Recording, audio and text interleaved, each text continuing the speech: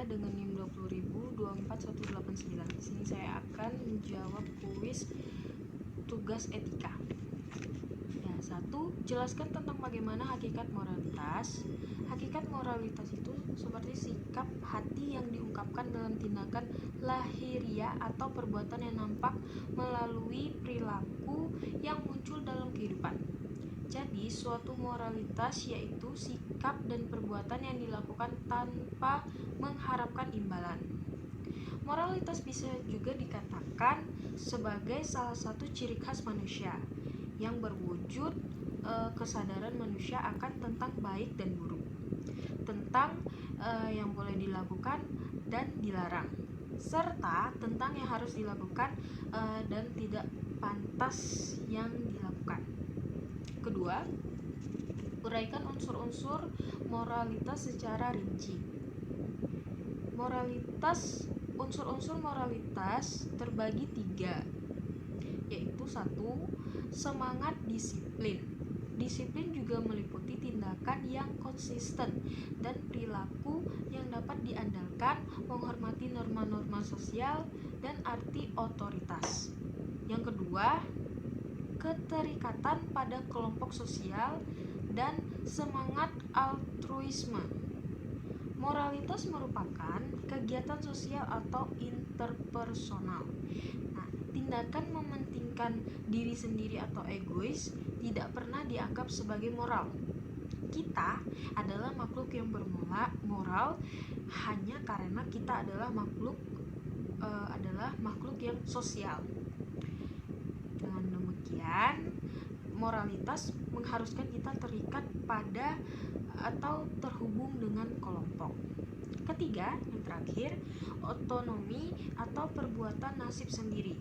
Nah, esensi ketiga ini dari moralitas adalah otonomi.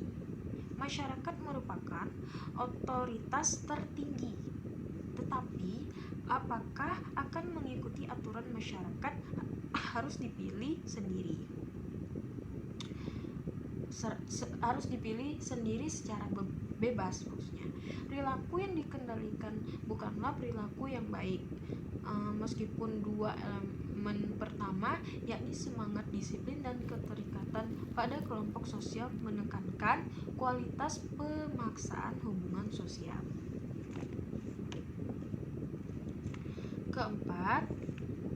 Ketiga, manusia bertanggung jawab atas perbuatannya.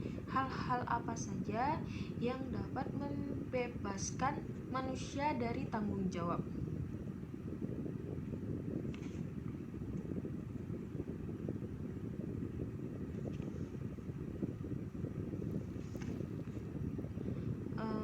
Tanggung jawab manusia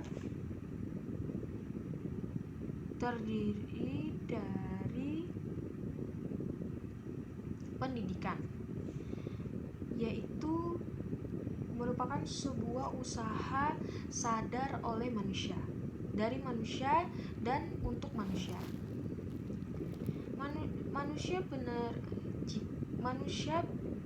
Manusia jika ia ingin bebas ya.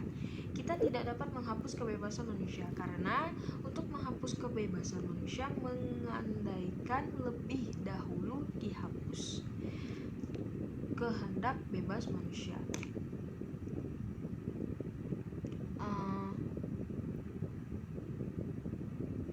Pendidikan yang membebaskan berarti melalui pendidikan seorang dibina, dididik, dibimbing, diasah dan diasuh untuk sadar akan kebebasannya dan bertanggung jawab untuk kebebasannya.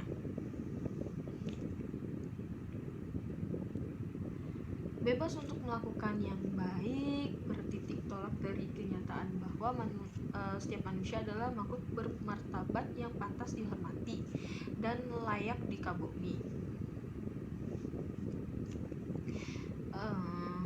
Tanggung jawab juga berarti berani menjawab iya terhadap perbuatan yang baru saja dilakukan. Jenis tanggung jawab ini juga menjunjung tinggi kejujuran. Tanggung jawab juga berarti berani menjawab iya kemudian menyusul tindakan. Jenis tanggung jawab ini juga menjunjung tinggi komitmen.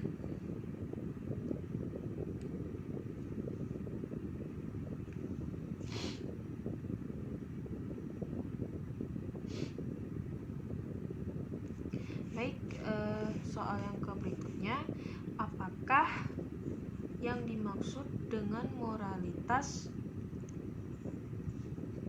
perbuatan manusia. Faktor-faktor apakah yang menentukan moralitas perbuatan manusia? Moralitas merupakan suatu bentuk kualitas yang berasal dari suatu perbuatan manusia sehingga perbuatan yang dilakukan tersebut dapat dinyatakan baik ataukah buruk serta benar atau salah. Di dalam penentuan baik atau buruk serta benar atau salah tentunya didasarkan atau suatu norma sebagai suatu ukurannya. Nah, terus faktor moralitas adalah yang berpengaruh terhadap perkembangan nilai moral dan sikap individu, mencakup aspek psikologis, sosial, budaya, dan fisik kebendaan, baik yang terdapat dalam lingkungan keluarga, sekolah, maupun masyarakat. Kondisi psikologis, pola interaksi, pola kehidupan beragama, berbagai sarana rekreasi yang tersedia dalam lingkungan keluarga, sekolah, dan masyarakat akan mempengaruhi perkembangan nilai moral dan sikap individu yang tumbuh dan berkembang di dalam dirinya.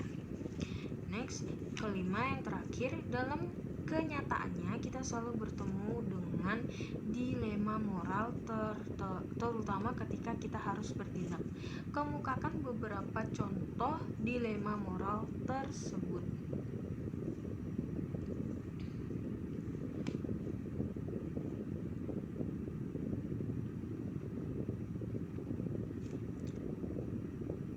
Dilema moral itu bisa dicontohkan melalui kejujuran.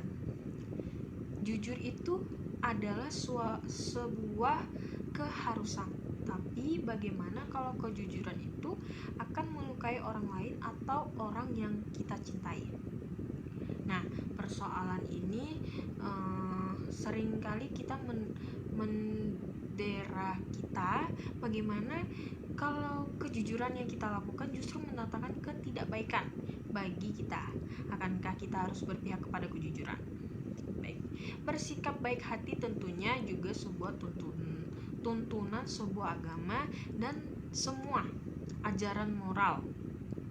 Tapi bagaimana kalau kebaikan ini hanya bermanfaat untuk jangka pendek dan berdampak buruk pada jangka yang panjang? Itulah dilema yang akan selalu kita hadapi. Ya, itulah contohnya, contoh belakang, karena masih banyak dilema moral yang akan selalu kita hadapi dalam kehidupan sehari-hari.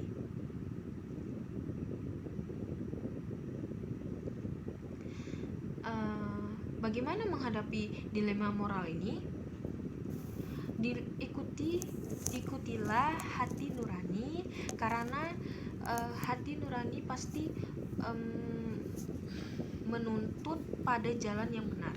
Hati nuranilah yang harus dijadikan landasan untuk mengakhiri dilema moral seperti contoh yang di atas. Nah, kalau seperti contoh maksudnya contoh kejujuran ya. Nah, jadi kalau nurani mengatakan kita harus jujur, ya makalah bersikaplah jujur.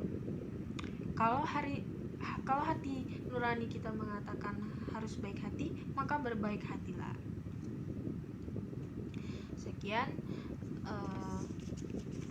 Sekian video dari video saya. Terima kasih.